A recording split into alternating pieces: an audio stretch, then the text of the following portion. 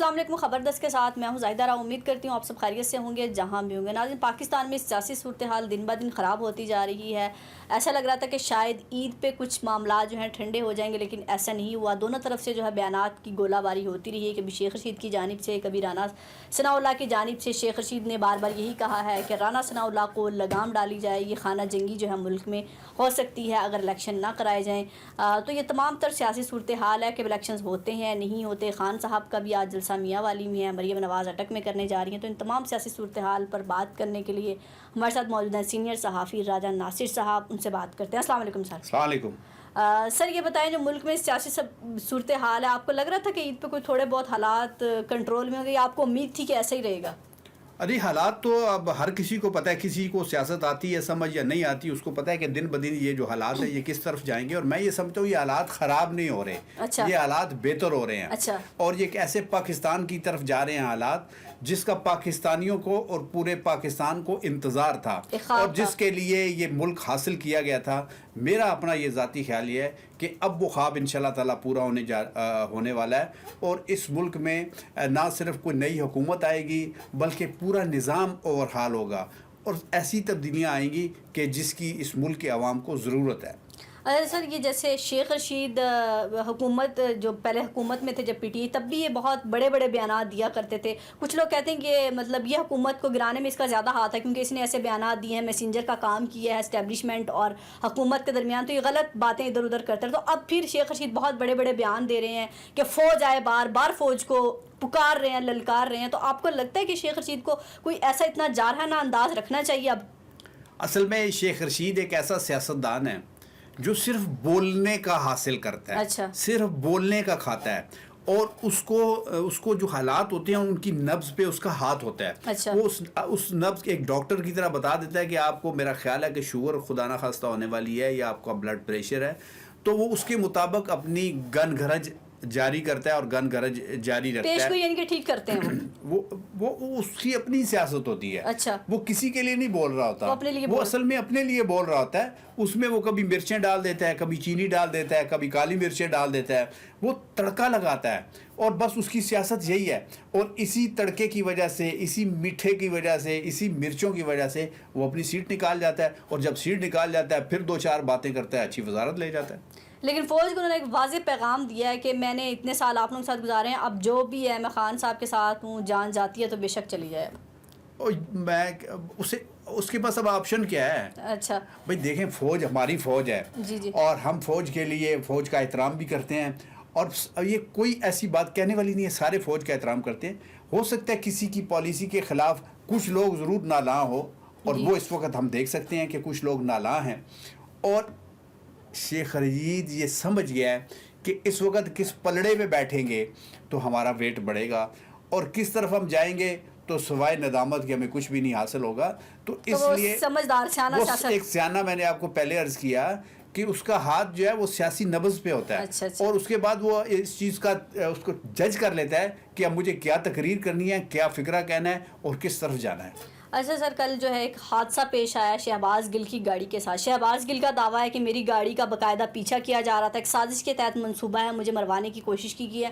لیکن کچھ تصاویر ہیں کہ پہلے وہ بالکل ٹھیک نظر آتے ہیں لوگوں کو، لیکن جب عدالت میں پیش ہوتے ہیں تو باقاعدہ ایک انہوں نے پلستر ہے بازو پر اور اسٹک پکڑی ہوئی ہے. لوگ کہہ رہے ہیں کہ یہ تو اس کو آسکر ایوارڈ ملنا چاہیے. اس نے شہباز شریف کو، آصف علی زرداری کو اور پرویز الہی کو بھی پیچھے چھوڑ دیا ایکٹنگ میں. دیکھیں، پہلی بات تو یہ ہے کہ یہ سیاست جو ہے نا ہے ایک ڈرامہ ہے. اچھا. ایک فلم ہے اور اس میں لوگوں کے جذبات ابھارنے کے لیے، اپنے آپ کو مظلوم ثابت کرنے کے لیے، اپنے آپ کو اچھا ثابت کرنے کے لیے سب کو کچھ نہ کچھ کرنا پڑتا ہے. کوئی اچھی تقریر کر لیتا ہے، کوئی اچھا واویلا کر لیتا ہے، کوئی اچھی مظلومیت اپنی ظاہر کر لیتا ہے. تو یہ تو کرنا پڑتا ہے، اس میں کوئی ایسی بات نہیں ہے. لیکن میری بات سنیں نا، میری بات سنیں.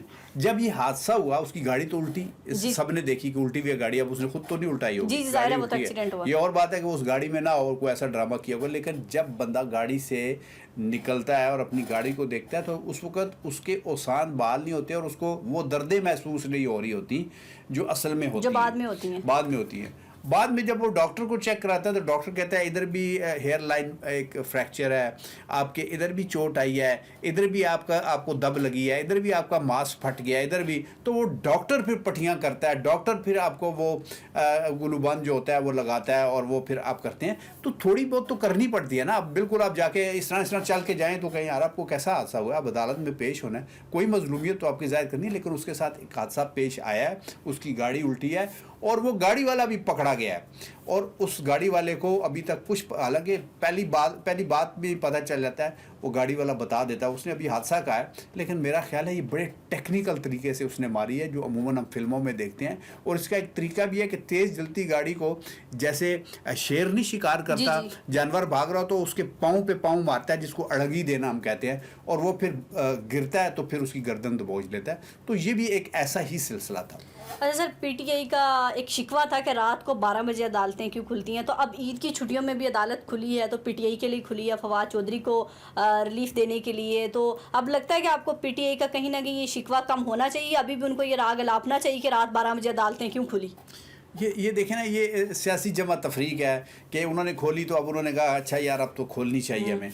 असल में ये बात नहीं है। असल में बात ये है कि अदालतें जब एक आम इंसान को, जब मेरे जैसे कमज़ोर इंसान को इंसाफ देने के लिए खुल जाएंगी, जब वो कांप उठेंगी कि याला फ़लाँ शहर में ये हो गया है, 7 बंदों को कत्ल हो गया है, कब्र से एक मैयत को निकाल के उसकी बेरूदी की कर दी गई है, फ़लाँ कब्रिस्तान में ये हुआ है, तो फिर हम कहेंगे कि वाकई अदालतों के दिलों में उनके लिए ये एक वज़न भी है, उनके ज़हन पे, और उनके दिलों में ये दुख भी है कि अवाम को वो इंसाफ देना चाहते हैं। सियासी लोगों का इंसाफ देना या सियासी लोगों को बचाना या उनके लिए अदालतें खुलना, मैं इसको कोई ज़्यादा इंसाफ की बात नहीं समझता।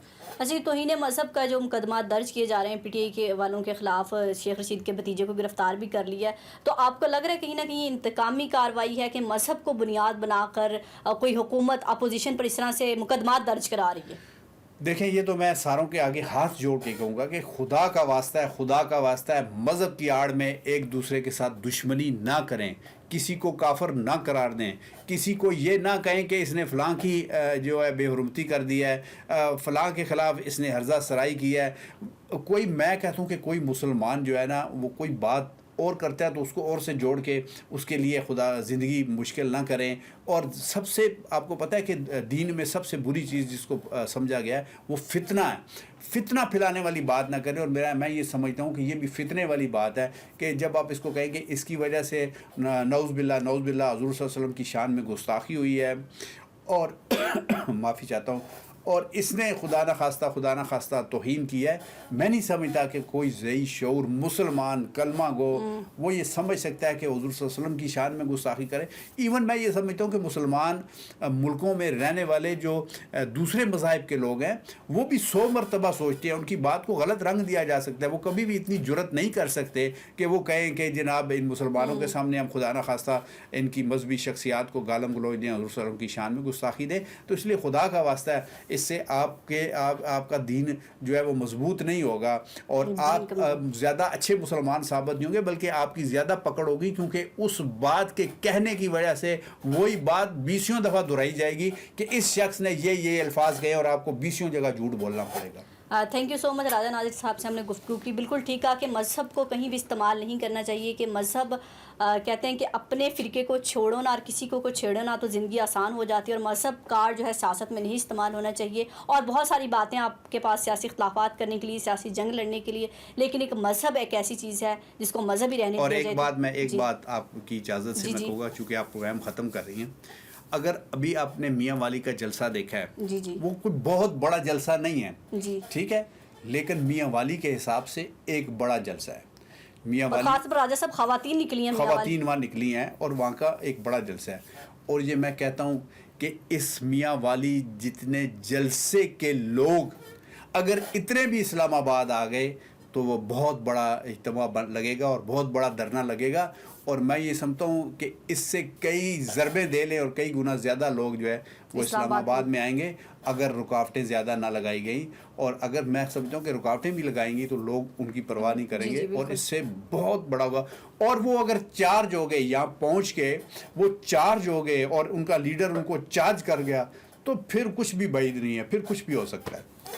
جی بالکل ٹھیک ہے. اگر اسلام آباد میں زیادہ لوگ آ جائے تو سنبھالنے بھی مشکل ہو جائیں گے, عوام کے لیے مشکلات ہوں گی. تو ریاستی اداروں کو اور جو الیکشنز کرانے والے ہیں ان کو سوچنا چاہیے کہ الیکشنز یہ واحد حل ہے, اس کے علاوہ کوئی حل نہیں رہا. اپنا اور اپنے پیاروں کا بہت خیال رکھے گا. ہمیں اجازت دیجیے. اللہ حافظ.